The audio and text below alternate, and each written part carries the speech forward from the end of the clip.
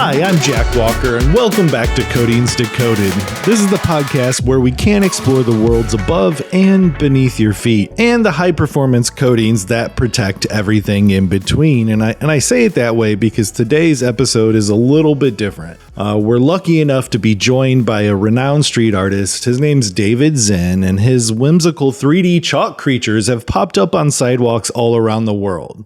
But at this point, you're probably thinking to yourself, what does chalk art have to do with manholes, infrastructure, or even high-performance coatings? And it's quite a bit, as it turns out. David's art celebrates the very imperfections that we are usually called in to fix: rust, cracks, manholes. And it's an unexpected crossover between creativity and corrosion control. So in this conversation that I got to have with David, we talk about seeing those surfaces differently, how concrete composition affects chalk, and why David will be joining us live in the Epoxy Tech booth at this year's WEFTEC conference. And that's booth 922, 922. And here's my conversation with David.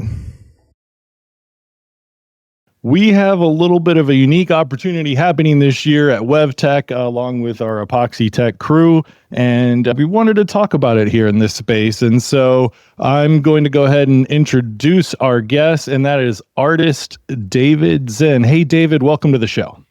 Hi, nice to be here.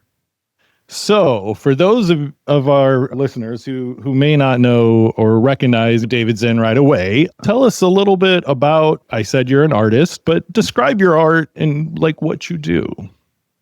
I may have an unusual position as an artist in that I specialize in temporary art and ephemeral art, being the fancier word for it, and specifically public art, which is created with sidewalk chalk, essentially, and other temporary materials. And beyond that point, what makes me strange, even among sidewalk artists, is that I'm an improviser. Instead of having a plan for the art that I'm going to make, everything that I draw on the sidewalk is typically built upon and inspired by things that are already out in the real world. And the other thing that makes it strange, it's improvised and designed to look three-dimensional when viewed from a specific viewpoint. So when I want to sound really cool at parties, I can tell people that I'm an anamorphic, paradolic, ephemeral artist. Oh, wow. All fancy words. It helps that I didn't actually go to art school, but I do have a degree in creative writing. So this is my smokescreen for the fact that creative writing's really coming out. Yes, really coming in handy. Because otherwise, I got to tell people I draw with Crayolas for a living, which is true. But I use them to make little temporary improvised creatures, which hopefully, when viewed from the right perspective, look like they're actually standing there on the sidewalk. Yeah, if you haven't already by now, you have to Google David Zinn. His stuff is awesome. We found you because you incorporated a manhole or two into some of your works. And it's one of the things that I find interesting as I began to research you, and so that I can talk to you about this with you on this podcast, is in our world, we have paint inspectors, and they have to have an eye for things in the world, whether it's a defect in the paint or corrosion starting, or part of it is a very trained eye. And in researching you, I noticed it's really not all that different from an artist's eye, and especially with you. You use little imperfections in the world, in your work, that yes, I think a lot of us overlook. So what makes a specific, you said you improvise, what makes a surface speak to you? Was it about those manholes that you're like, ooh, I can do something cool here? You're absolutely right that generally speaking, this is what kind of makes me the dark side of what you're talking about, because I'm also benefiting from maybe a little bit of rust or a little bit of a scar, something cracks in the sidewalk, except that I'm there to celebrate them rather than fix them. So I'm the evil side of the inspectors. But in the case of something like a manhole cover, I'm taking advantage of something which is actually very common. It's a scientific phenomenon that exists in everybody's brains all the time, but we don't talk about much. And it also has a weird name called pareidolia. Okay. Pareidolia is the name for the phenomenon where when we see any kind of random information, our brains are probably honed by millennia of evolution to look for potential meaningful things. Okay. Well, our brains don't like random. So any bunch of random specks or dots or static, your brain is always seeking out any possible pattern. That's why we see clouds that look like puppies. That's why we have constellations, because our ancestors just stared up at a random scattering of stars for not really much else to do at night until they started to see stars that reminded them of stuff. Sure. And by just opening up your brain to this tendency, which is innate in everybody, anytime you see two specks close together, your brain is going to be checking, like, are those eyes? Because if those are eyes, then that's pretty important, because that means something's looking at us while we're looking at it. So it's a very essential instinct that we have. But on an artistic level, if you see eyes, then you're partway to a face. So you might, if those are the eyes, then this would be the nose. Sometimes it's the mouth. Sometimes it's just an ear. But in the case of manhole covers, my brain is always looking at these manhole covers like, what else could this be? Or the way it usually comes into my head is, what else does this want to be? Because a lot of these things are easy to ignore. The sidewalk cracks and weeds sprung up in the sidewalk, or the little utility covers that are everywhere to get to the pipes underground. They look at them. When you start looking at them, it's easy to think, no, but could that be something else? Could that be an eye, or could that be the cork in a bottle? Could that be the center of a flower? There's all kinds of possibilities there. And all of them are easier than drawing on a blank piece of paper. This is interesting. Why I do it. I think a lot of people that are listening right now, I imagine, would resonate with the experience of having someone suggest, like, just draw something on this piece of paper. It can be anything you want to draw, anything you want. And that should be a perfect opportunity. You have complete freedom to do anything you want. And for everybody over the age of 5, that's a little bit challenging, because that's a lot to choose from, anything. You just paralyzed me as a amateur creative myself. I like to write and I do like to paint. And yeah, you made it, the blank thing seem scary. And right. It is scary. For me, it's pretty scary, because it's the paradox of choice is such that when you have a lot of choices to choose from, it can be easier to just not make a choice. And I'm very lucky that I stumbled across this way of making art on the sidewalk, which limits my choices, because you can't draw just anything on a sidewalk, especially if it has a manhole cover in the middle of it, or a utility cover, or a crack, or a weed. You have to limit your choices to what's already there. And that's what actually gives me most of my ideas and makes most of my artwork. When we think about this and we're tying in these things that honestly in our field, we spend a lot of time fixing. You said inspector's nightmare. That's interesting. But we're often trying to protect these surfaces. And when we deal with concrete versus steel or things like that, we have to approach it in our world very differently. There's different surface prep standards, whether or not you're going to apply a coating to concrete or steel. And do you notice a difference when you're working with these materials of how you have to apply your media? I'm clearly still learning a lot about what surfaces are and are not chalk friendly, because I start very much like anybody, like any kid, usually drawing with chalk. You just assume it's a sidewalk. The chalk will be very happy here. But especially when I started doing this work all over the country and all over the world, I realized sidewalks are very different from places. Leaving aside all the other possible surfaces, even just any mix of concrete anywhere in the country.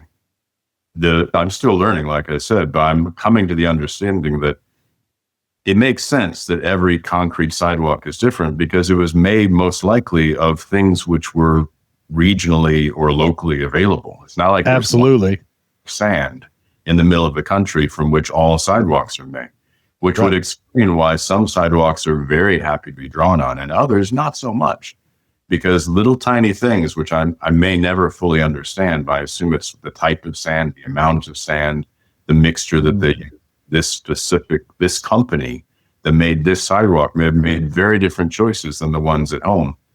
And it sometimes one sidewalk will just devour a piece of chalk in seconds. It just disappears in your hand because it's so abrasive that it just comes apart. Other ones, if they have a lot of rock material in them, rock chalk doesn't stick to them at all. And you'll try to make a line and it just leaves no mark at all. Wow. So it can be very surprising, usually in disturbing ways, but sometimes in pleasant ones. How every mixture of sand and grit and rock and all the other materials makes a different result.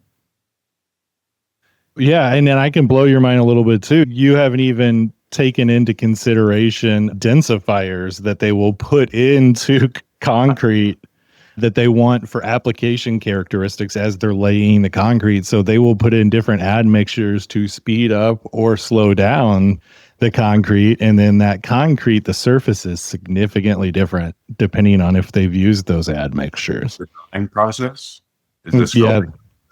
I had a feeling this was the case because I learned when I went to a few competitive chalk events where big festival, a lot of people. And if they were letting the artists pick their own square to work in, if it was a brand new sidewalk, nobody wanted to draw on it because the general understanding that people had accumulated, a brand new, just laid sidewalk seems dust repellent. There's something it really has to wear down for a while. So over time, I've realized to be very suspicious of new sidewalk, which can be problematic because I'll go draw at a library and the person will say, "Oh, you're going to love drawing here because we just got a brand new sidewalk." Oh, no. And another aspect to it is how much moisture they put in when they're laying this concrete. So they have a measurement called concrete slump, and they take a cone, and it's basically, it looks like a traffic cone. And they fill it with the concrete and they turn it upside down. They measure how much that formed cone of concrete then slumps. And the amount that it slumps is the amount of water that's in it. So what happens in that new concrete, especially in sidewalks, what they do is they're not looking at doing a protective coating like us. We need, what happens in that curing, that moisture comes all the way to the surface. And that surface chalk, what happens is it is more water than it is the sand and the pea gravel and things like that. So it's a very weak layer. But because it has a lot of cement, it's very dense, but it breaks off. So like in our world, we have to remove that before we put on a coating. And that's probably why you're seeing older concrete that has started to naturally wear off have a better coating. So that's interesting to hear you say those things and how it relates to what we do. I talked to you ages ago. I'm learning a lot. It's funny when in our world, when you bring in liability to the coatings with epoxy tech, we're stopping inflow and infiltration. One of the things that I use to explain that is, did you watch the Olympics last year? A little bit, or were you aware that the triathlon had to be delayed because they were seeing increases of E. coli in the river? That comes from basically cracks within their sewer system. Right, so things are going leaching. And it was raining a lot. Remember the whole opening ceremony, it rained. And so they had spent a whole lot of money ahead of time trying to make sure that they had equalization basins, huge basins for overflow to go. But at the end of the day, upstream, when it's raining like that, some of the stuff ends up in the river and then they can't do the triathlon.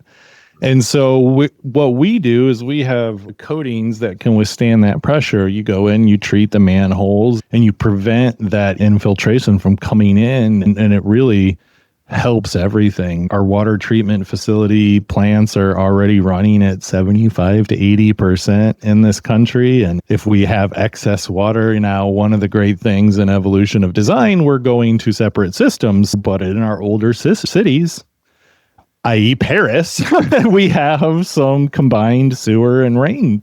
And so what we are helping to do is make sure that groundwater and things like that aren't making their way into the sewer systems and adding those extra pressures and things like that. So speaking of washing away, and as that amateur artist, I have one painting. My wife hangs it on the wall. I hate it. I wish it would wash away. So in some aspects, I totally get the desire. But what really draws you to that? Because there are things that I'm very proud of that I would be very sad if they washed away. So what draws you to the impermanence?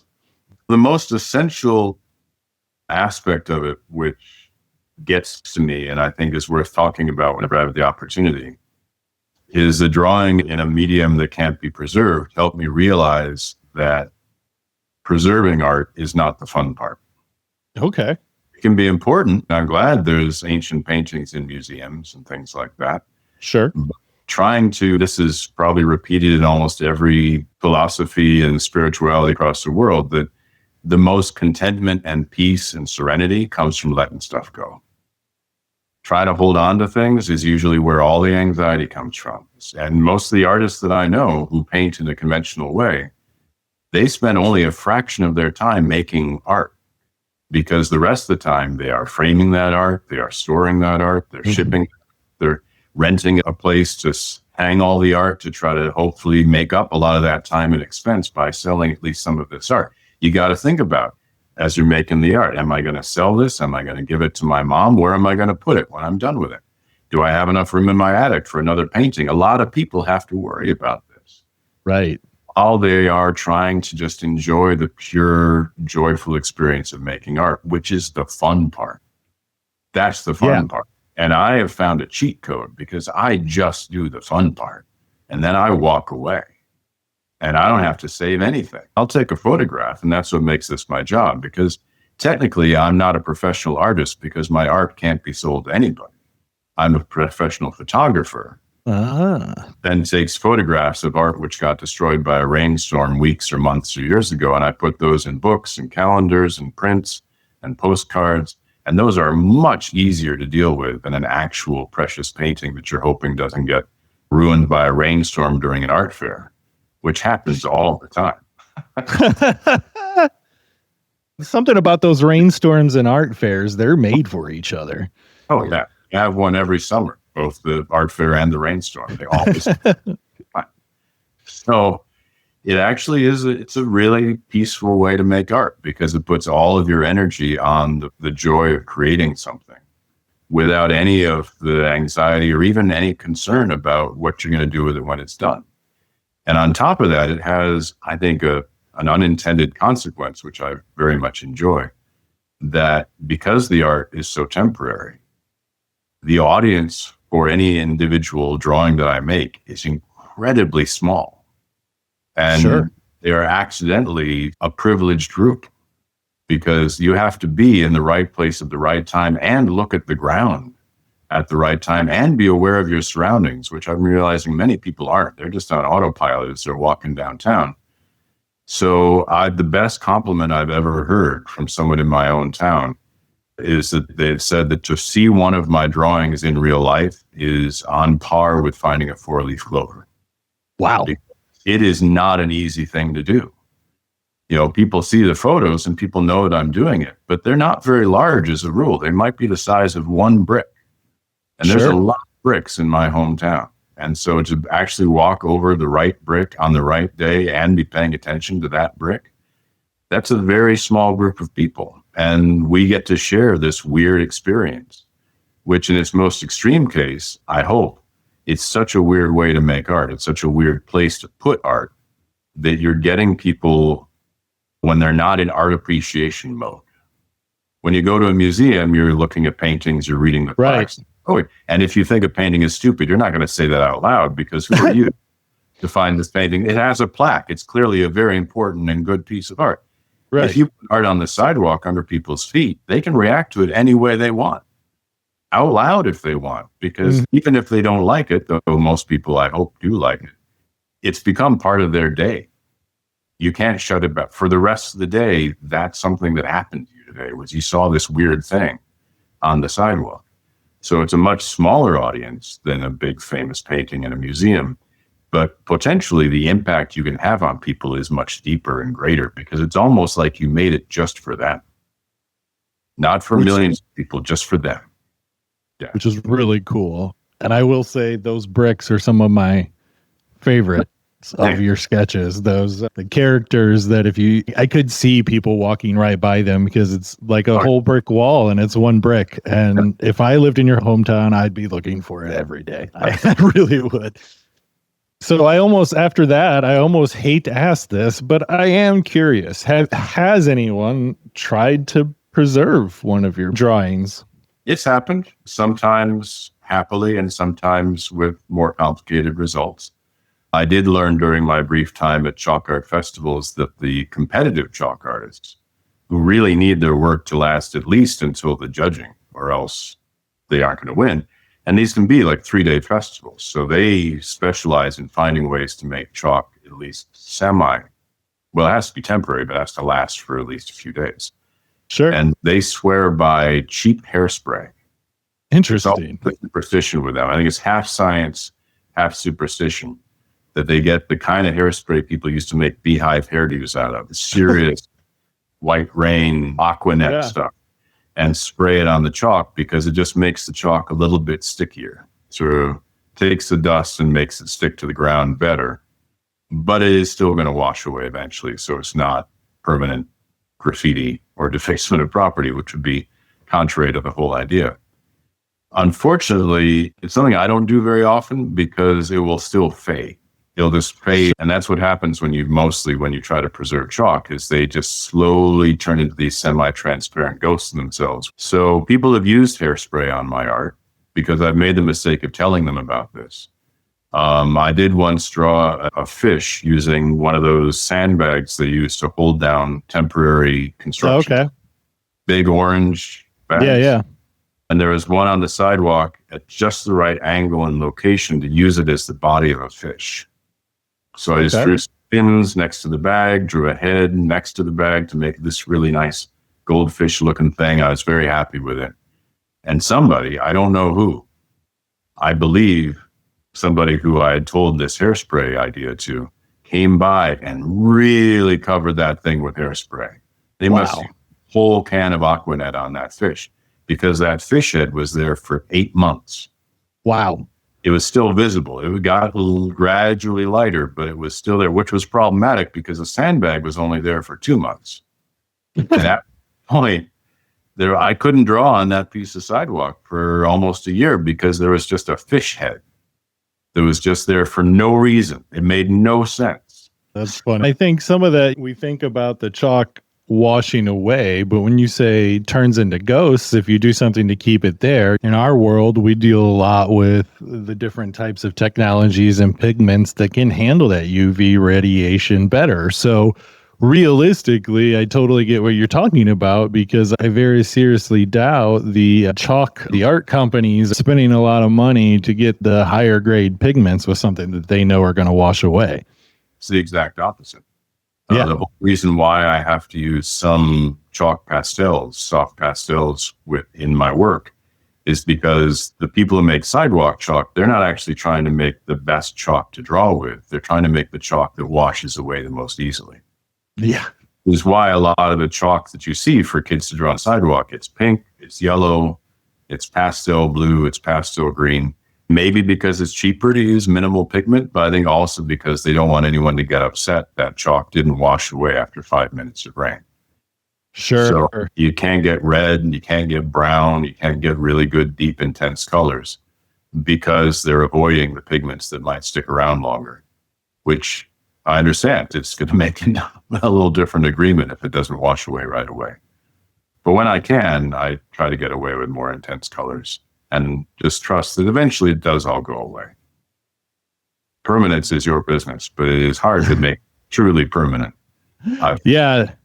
And I can see that. I have some ideas about some of our coatings with UV absorbers and things like that. But after your whole permanence thing, I don't even want to talk about it with you. I sold me on the love of the impermanence, and I don't want to go there. But I do want to bring this all back around. You did some chalk on some great street art, and we've talked about sidewalks and concrete and brick, and we brought up the manholes, and that's where we found you. We do every summer, we do a epoxy tech manhole challenge where we have people send in pictures of manholes and things like that. And I think that's when somebody sent in one of yours. And so we thought it would be great to bring you to WEFTEC. So WEFTEC is one of the biggest water shows in the entire planet. It's the biggest wastewater show on the entire planet. And we're actually going to have you in the Tnemec Epoxy Tech booth, bringing some of your art to this conference. I think we got a couple manholes and a brick for you to do. And tell us a little bit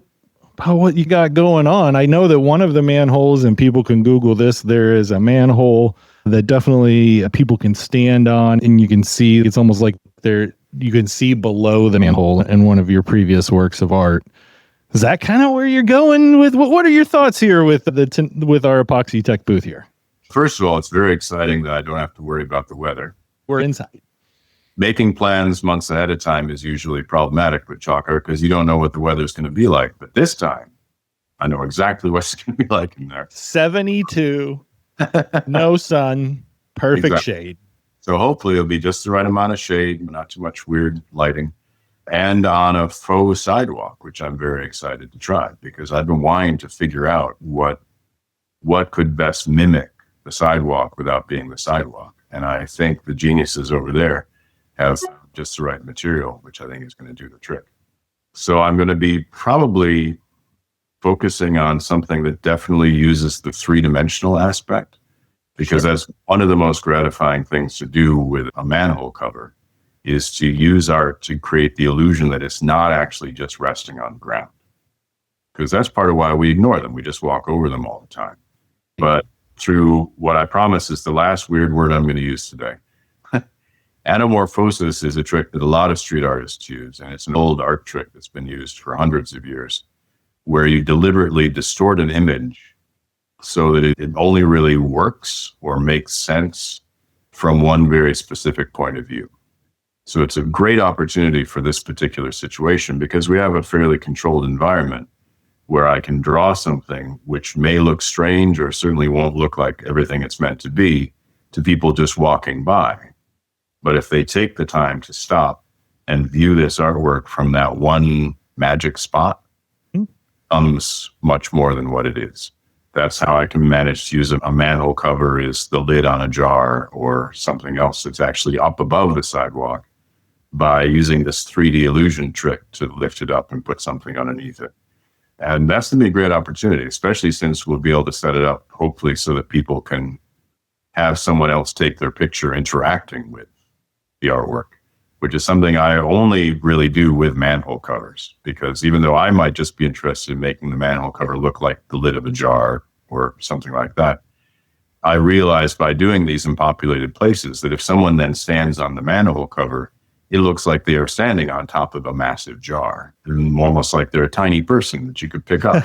Yeah. Jar. And so it's a great opportunity to do a more interactive piece of work than I usually get to do. So I'm really looking forward to that. Do you treat doing something like this live where there's an audience differently than if you were able to sneak off to your local sidewalk and do a piece in peace and quiet? Or do you pull a crowd no matter where you go when you start doing these wonderful pieces of art out in the street? That is a very good question, because in the typical way I make this art, usually I'm not going out to make art. Usually I'm on my way to the post office or the library. Ann Arbor is a very walkable town, so I'm usually just on foot going on errands. And when I see something that wants to be something, I stop and I add chalk to it to make it happy, as it were. And early on in the process, in the early stages of doing this type of art, you don't get anybody talking to you, because from a distance, nobody can see that you are drawing anything. They just see a man crawling on the ground. And I think it's a very natural human thing to not want to investigate the grown man who is crawling on the ground for unknown reasons. Do you see David? He's out on the sidewalk again. Now, it's less true in my hometown because people are used to this. They see what's going on. But generally, it's early on, people leave me alone. And then near the end, people get curious and they want to talk about it. So I've had wonderful conversations with complete strangers because of the strange draw of doing this stuff in public. So it'll be a little different in that no one's going to think I'm a crazy person. I assume. I shouldn't presume. I don't know how things go down. Use some big words on the podcast. No. I will hopefully be a good opportunity to have conversations with people about why I do this and what this is. And especially to, even if there aren't conversations, I think one of the most natural benefits of creating art with chalk in public is that it's not a mysterious or intimidating tool for making art. If I go out the street and I'm painting with watercolors, even people who think, hey, that's cool, I'd like to try that. Now they're like, okay, I should go buy some watercolors and maybe take a watercolor class, make sure I know what I'm doing. And then maybe I'll get around to painting a watercolor someday. No one feels that way about chalk. No one thinks you have to go take a class.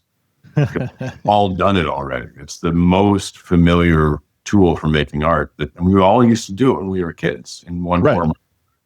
And it's when we were kids that we were the most self-confident artists we are ever going to be. So if me doing this in public can make more people think, hey, I could do that. A lot of people will say that about art. They're like, nah, my kid could do that. And they're right. But the thing is, your kid could do it, but I don't know if you can.